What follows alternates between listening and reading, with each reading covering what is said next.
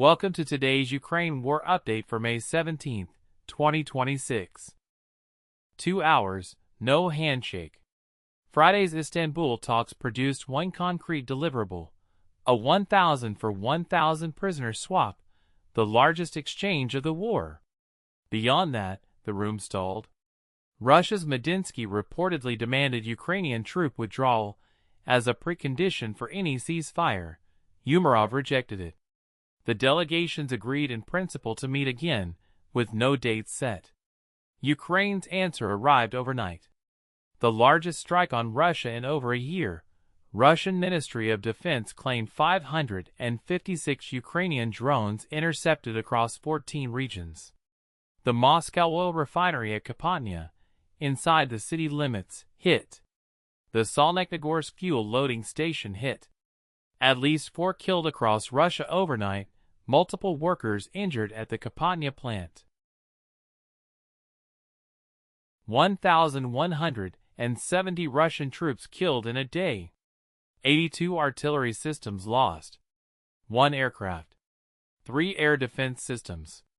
13 ground robots destroyed. That line now past 1,400 for the war.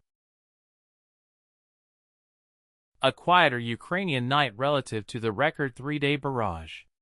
Russia launched around 287 long-range drones, Iranian Shahids, Gerberas, Italmas decoys, and Paradilla decoys, and Ukrainian air defense took down 279, a 95% intercept rate.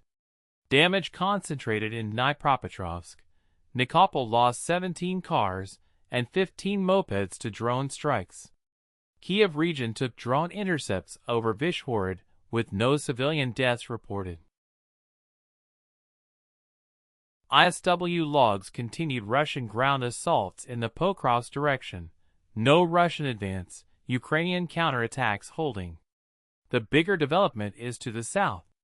In the Huliaipole sector, Russian troops are pushing along the T-0401 highway toward Pokrovsk. The objective is geographic.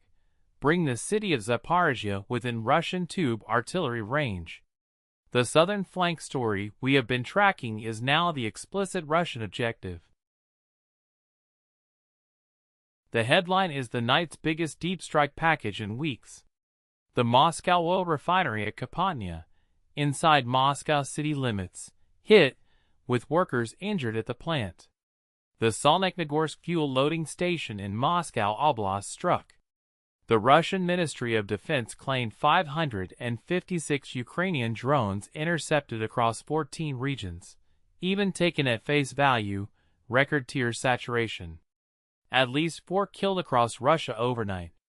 The kinetic answer to Istanbul was delivered before sunrise.